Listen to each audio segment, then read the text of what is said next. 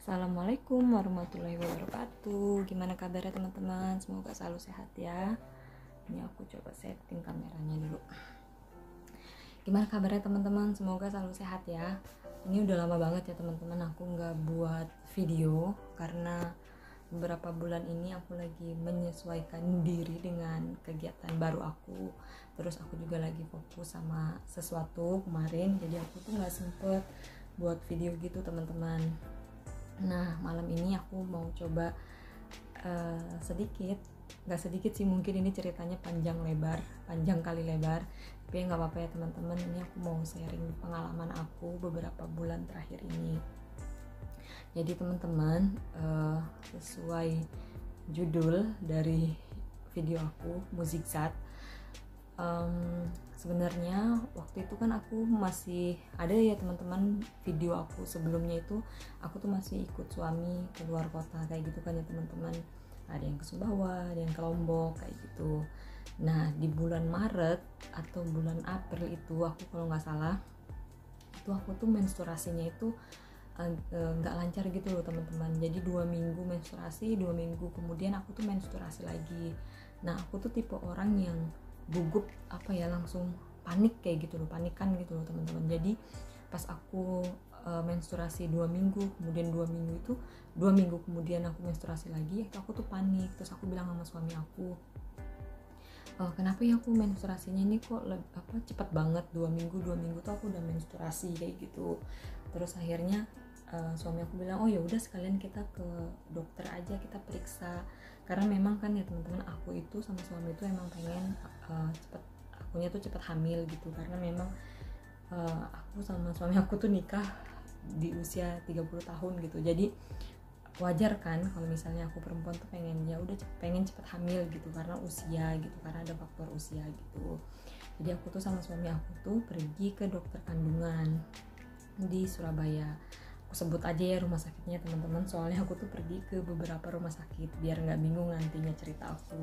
Jadi aku tuh pergi ke rumah sakit Siloam Surabaya, ketemu SPOG, dokter kandungan, dan aku tuh cerita ke beliau kalau menstruasi aku tuh cepet gitu, nggak lancar. Biasanya sebulan sekali, ini aku 2 minggu sekali tuh udah menstruasi kayak gitu teman-teman.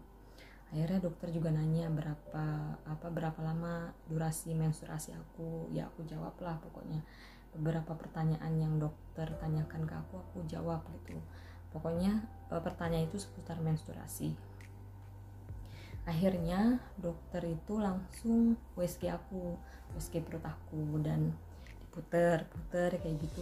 Dokter bilang aku ada miom saat itu kan. Terus aku juga sempat kaget sih teman-teman, dan aku tuh juga nggak terlalu paham apa itu miom gitu. Yang aku tahu tuh miom itu jahat gitu kan. Terus dokter bilang hampir 90% wanita itu punya miom kayak gitu, cuman ya memang harus ditindaklanjuti. Terus aku nanya sama dokternya, ini harus gimana? Dokter sih menyarankan untuk operasi saat itu. Dan aku juga tanya, aku bakal punya anak nggak ya dok kayak gitu. Karena aku kan di pikiran aku kalau aku ada penyakit miom, kista, cancer, apapun itulah pasti sulit untuk punya anak gitu. Jadi pikiran aku tuh masih pendek gitu loh teman-teman. Bahkan waktu dokter bilang aku ada miom dan harus dioperasi, aku tuh sempat nangis di depan dokter dan suami aku gitu teman-teman. Akhirnya pas dokter bilang aku ada miom, terus sebaiknya harus dioperasi, ya aku cuman bilang, oh oke dok, kami akan pertimbangkan kayak gitu. Karena aku juga nggak banyak pertanyaan gitu teman-teman, karena aku nggak ngerti aku mau nanya apa gitu, karena aku juga nggak paham kan. Akhirnya aku pulang, di sepanjang jalan itu teman-teman aku tuh nangis aja. Aku tuh takut aku nggak bisa menjadi wanita seutuhnya lah gitu. Lebay sih ya, cuman itulah yang aku rasain kemarin gitu. Terus aku telepon keluarga aku telepon ibu bapak aku telepon mertua aku, pokoknya aku telepon semua keluarga aku gitu. Aku ceritain kalau aku ada miom gini gitu. Sempet nangis sih, aku juga sempet down gitu, tapi suami aku kan nguatin, keluarga aku juga nguatin. Ya penyakit kan emang datangnya dari Allah, kesembuhan pun dari Allah gitu kan ya teman-teman. Akhirnya orang tua aku itu menyarankan aku untuk periksa ke rumah sakit lain teman-teman, untuk membandingkan diagnosanya gitu sama atau enggak. Akhirnya berapa hari setelah aku dari rumah sakit Siloam, itu sebenarnya aku juga dari rumah sakit Siloam itu dikasih obat ya teman-teman yang aku harus konsumsi, tapi aku nggak konsumsi dulu waktu itu. Aku langsung beberapa hari itu aku langsung pergi ke rumah sakit lain untuk kontrol kayak gitu. Akhirnya aku pergi ke rumah sakit RKZ di Surabaya juga. Terus aku nemuin SPOG juga saat itu. Terus aku nggak menceritakan ke beliau kalau aku ada miom. Pokoknya aku cuman bilang gitu, kalau menstruasi aku itu nggak lancar gitu. 2 minggu aku menstruasi, 2 minggu aku menstruasi kayak gitu. Aku nggak menceritakan kalau aku ada miom. Nah akhirnya diperiksa tuh sama dokter. Dokter tuh bilang emang ada penebalan di dinding rahim aku gitu. Cuman beliau nggak yakin kalau itu miom. Nah jadi waktu itu aku dikasih obat, dimana obat itu bisa bikin aku tuh menstruasi kayak gitu loh teman-teman. Jadi akhirnya pas dokter bilang beliau nggak yakin kalau itu miom, hanya penebalan dinding rahim aja, terus aku dikasih obat, ya udah aku agak tenang gitu kan ya teman-teman, karena beliau nggak langsung bilang oh ini miom kamu harus gini kamu harus gitu, enggak. Akhirnya aku dikasih obat itu terus sekitar 5 atau 10 hari gitu, 10 harian kalau nggak salah. 10 harian itu aku pas habis salah satu obat yang memang itu buat menstruasi itu aku langsung karena dokter nyuruh aku kalau misalnya aku mens itu aku harus ke dokter, entah itu di mens pertama atau kedua. Nah waktu itu aku di menstruasi kedua karena lagi deresnya, itu aku baru pergi ke dokter lagi untuk kontrol. Aku ceritain ke dokter kalau aku tuh menstruasi. Akhirnya dokter itu ini masih di RKZ ya teman-teman. Akhirnya dokter itu USG aku dan beliau bilang beliau tuh kayak nggak yakin gitu antara ini miom ataupun emang hanya penebalan dinding rahim gitu loh teman-teman. Akhirnya beliau menyarankan aku untuk cek laboratorium dengan spesialis urologi saat itu. Akhirnya aku pergi ke laboratorium dan aku USG juga di sana, dan hasilnya dokter dari spesialis urologi itu menjelaskan kalau aku memang ada miom saat itu dan ukurannya juga lumayan besar. Sebenarnya di rumah sakit Siloam juga itu dokternya tuh udah bilang kalau ukurannya lumayan besar, sekitar 6,8 cm gitu, dan di rumah sakit RKZ juga itu bilang sekitar 6,8 cm ukuran miom aku saat itu. Akhirnya setelah aku USG di lab itu aku balik lagi ke dokter yang awal tadi. Terus dokter bilang oh yaudah ini ada miom gitu.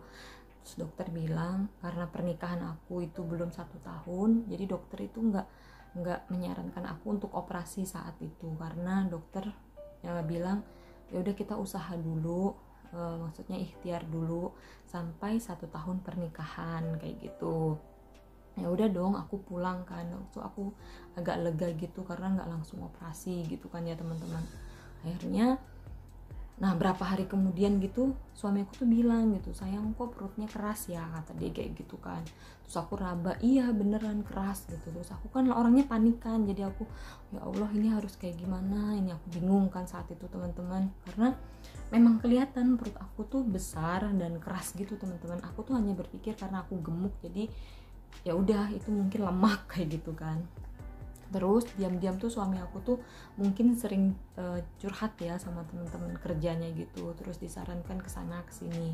Nah akhirnya 1 minggu setelah aku dari rumah sakit RKZ itu teman-teman, aku tuh pergi ke dokter Reli di rumah sakit Geraha Amerta Surabaya teman-teman. Di situ ada klinik fertilitas di lantai 1.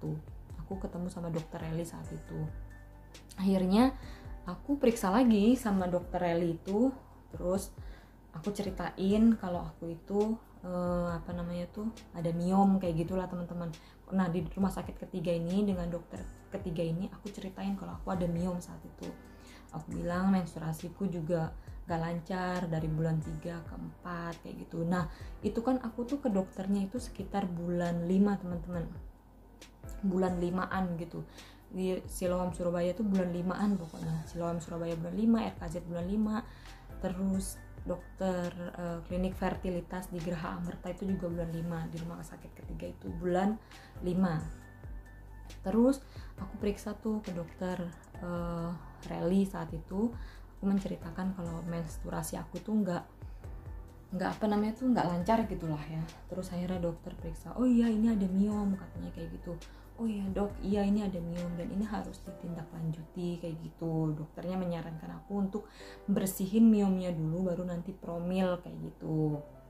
Akhirnya di bulan 6 awal itu aku kan dikasih obat tuh teman-teman di dokter Reli itu. Nah terus pas habis obatnya aku balik lagi ke dokter Reli bulan 6 awal. Terus dokter bilang ini harus operasi kayak gitu. Nah operasinya itu aku disarankan waktu itu laparoskopi teman-teman. Jadi ada 2 tipe operasi, itu bedah besar sama laparoskopi. Jadi kalau laparoskopi itu perut kita tuh hanya dilubangi gitu teman-teman. Terus nanti alatnya yang akan ambil kayak gitu. Nah akhirnya aku belum bisa nentukan kapan aku harus operasi kan teman-teman, karena suami aku tuh masih sering keluar kota kayak gitu. Nah jadi akhirnya aku disarankan sama dokter untuk scan MRI. Nah nanti sekalian aku nentuin kembali lagi ke dokter bahwa hasil scan MRI itu, karena memang dokter itu menyarankan aku scan MRI-nya itu nggak di rumah sakit Geraha Amerta tapi di rumah sakit lain saat itu. Jadi aku nunggu suami aku pulang, terus aku akhirnya tanggal berapa gitu aku lupa teman-teman, tanggal 11 kalau nggak salah, 11 Juni aku itu scan MRI teman-teman sama suami aku. Dan aku tuh baru pertama kali di scan itu pakai alat yang segitu besarnya, yang badan aku tuh hampir seluruh badan aku tuh masuk, hanya sisa kepala segini aja. Pokoknya aku tuh deg-degan saat itu teman-teman. Akhirnya aku di scan itu kurang lebih 45 menit sampai 1 jam. Terus besok harinya aku ambil hasilnya, dan hasilnya itu memang bilang kalau aku itu memang ada miom, dan itu ada 6 miom. Yang paling besar itu ukurannya kurang lebih 10 cm, yang lainnya masih kecil-kecil kayak gitu teman-teman.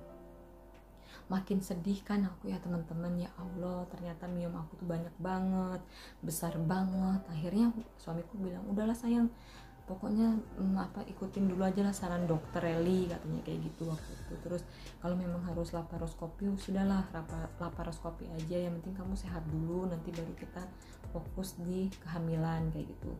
Akhirnya teman-teman sekitar tanggal 16 Juni aku tuh kembali ke dokter Reli dan bilang ke dokter Reli, dokter ini hasil scan MRI-nya. Dokter tuh kaget, ada 6 ya katanya kayak gitu. Iya dok, yaudah ini harus diambil dulu, kita bersihkan dulu, kita tuntaskan dulu, nanti baru kita fokus sama promil katanya gitu. Dan kamu kapan siapnya? Terus aku bilang saya siapnya bulan Juli, pertengahan Juli dokter, karena suami saya baru bisa nemenin saya untuk operasi itu pertengahan Juli, aku bilang kayak gitu teman-teman. Akhirnya oke, kita udah nentuin kapan aku tuh siap dioperasi. Ya udah deh, aku pulang dengan aktivitas aku seperti biasanya gitu teman-teman. Nah di akhir Juni ini aku tuh nggak tahu kenapa aku tuh baper teman-teman, baperan banget. Suami aku pergi keluar kota, aku tuh nggak biasanya nangis. Ini suami aku tuh baru di depan gerbang aja aku udah nangis teriak-teriak. Sampai berapa hari suami aku pergi, ya berapa hari itu aku nangis gitu. Sampai teman aku bilang kamu mungkin hamil. Gak mungkin lah, aku bilang ngaco, aku bilang kayak gitu. Akhirnya udah aku pergi kerja, aku pergi ke kampus. Terus kerjaan aku tuh tidur terus. Sampai temen di kampus tuh bilang, Mbak Wit, kamu coba lo beli test pack katanya kayak gitu, siapa tahu kamu hamil. Nggak mungkin lah, soalnya suamiku bilang juga nggak usah beli test pack, nanti kamu sedih kalau hasilnya nggak sesuai yang kamu harapkan kayak gitu. Akhirnya ya udah aku nggak beli teman-teman, tapi teman-teman aku tuh maksa gitu buat beli di Indomaret. Akhirnya aku pergi cari dan nggak dapet. Udahlah nggak usah, aku bilang kayak gitu. Pas aku pulang kerja, aku tuh penasaran gitu. Akhirnya aku bilang sama bapak Grabnya tuh, Pak berhenti dulu dong, aku mau beli test pack. Akhirnya aku beli test pack teman-teman. Sampai di rumah aku cuci tangan tanpa aku mandi, tanpa ganti baju, aku langsung pipis, aku langsung tes itu si tes pack itu teman-teman, aku celupin di pipis aku, dan itu garisnya tuh benar-benar cepet teman-teman, seret langsung 2 gitu. Aku kan bingung ya, padahal aku paham kalau misalnya 2 itu tuh hasilnya adalah aku tuh positif hamil gitu, tapi aku nggak berani memastikan kalau aku itu hamil kayak gitu. Akhirnya aku kasih tahu adik ipar aku kasih tahu emak aku kasih tahu semua keluarga aku ini hasil, kasih tahu temen dekat aku ini hasilnya apa. Akhirnya adik ipar aku tuh bilang kalau aku tuh hamil katanya kayak gitu, karena dia udah tanyain itu ke bidan gitu. Aku langsung nangis gitu, masa ya aku hamil, sedangkan aku kemarin baru scan MRI, masa nggak kedetek, terus aku udah mau siap operasi, terus aku ada miom, masa iya aku hamil kayak gitu kan teman-teman. Aku tuh nggak percaya banget waktu itu. Malam itu juga teman-teman, aku tuh pergi ke rumah sakit, aku telepon rumah sakit yang memang masih ada SPOG yang praktek saat itu, dan alhamdulillahnya di tempat aku scan MRI itu ada dokter praktek sampai jam 7 malam teman-teman. Akhirnya aku pergi tanpa mandi, pokoknya aku pergi, aku mau memastikan aku itu beneran hamil atau enggak gitu kan. Aku pergi, dan aku pergi sendiri karena suami aku nggak ada di rumah waktu itu.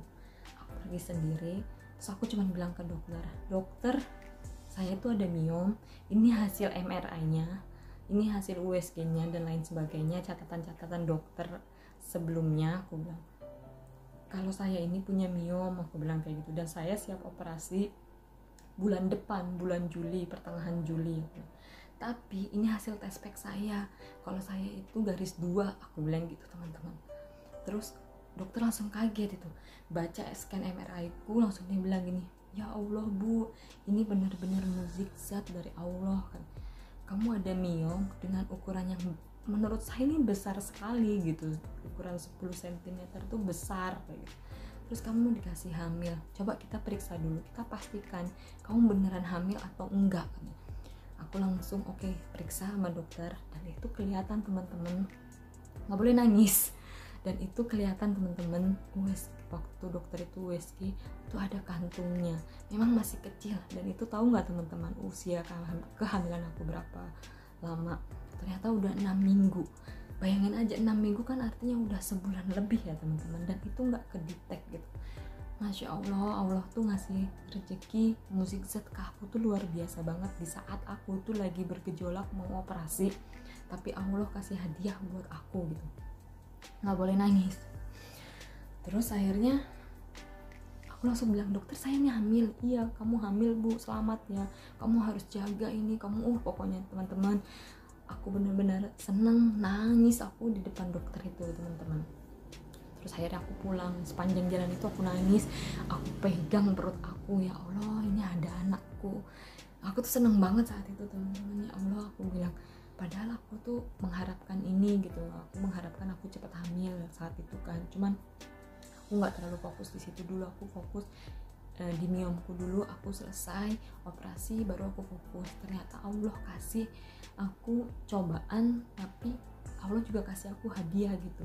Jadi aku tuh hamil teman-teman, hamil dengan kondisi miom kayak gitu. Makanya aku kemarin tuh jarang upload video karena aku mabok teman-teman, aku muntah mual yang benar-benar parah. Aduh, aku jadi mau nangis deh cerita ini. Jadi itulah yang buat aku tuh kemarin itu sempet nggak upload video, karena aku memang fokus di kesehatan kemarin teman-teman. Nanti aku mau cerita ke teman-teman vlog selanjutnya itu tentang pengalaman ngidam aku ya teman-teman. Nah di vlog ini aku cuma mau cerita kalau Allah itu baik banget sama aku dikasih suami yang sayang sama aku, keluarga aku yang benar-benar sayang sama aku. Terus meskipun aku ada miom, aku dikasih cobaan sama Allah, tapi Allah langsung kasih aku juga hadiah saat yang sama gitu. Jadi aku sekarang tuh benar-benar jaga anak aku, bener ya Allah, terima kasih banget. Terima kasih juga mungkin buat teman-teman yang nggak sengaja mungkin kan ya kadang doakan aku semoga aku cepat hamil kayak gitu ya teman-teman. Aku ucapin terima kasih banyak. Terus juga buat keluarga aku yang udah mendukung aku, mendoakan aku. Aku nggak mau cerita lagi, nanti aku nangis. Kayak gitu teman-teman, itu sih aku yang aku mau sharing ke teman-teman. pengalaman aku. Setiap orang punya cobaan masing-masing ya teman-teman, dan Allah juga punya waktu yang tepat untuk ngasih hadiah dari cobaan kita kan ya teman-teman. Semoga teman-teman yang lagi berjuang sama kayak aku jangan pernah putus semangat, terus aja minta sama Allah. Insya Allah Allah berikan yang terbaik buat kita di waktu yang tepat, amin. Udah sih itu aja teman-teman, aku mau sharing sampai di sini aja videonya. Semoga ini bermanfaat ya teman-teman. Aku juga ngucapin sekali lagi terima kasih banyak buat doanya, buat teman-teman aku, buat keluarga aku. Terima kasih banyak buat emak bapak aku, didi mami aku, ina ama aku, keluargaku semuanya, terutama suami aku. Oke ya teman-teman, assalamualaikum warahmatullahi wabarakatuh. Dadah.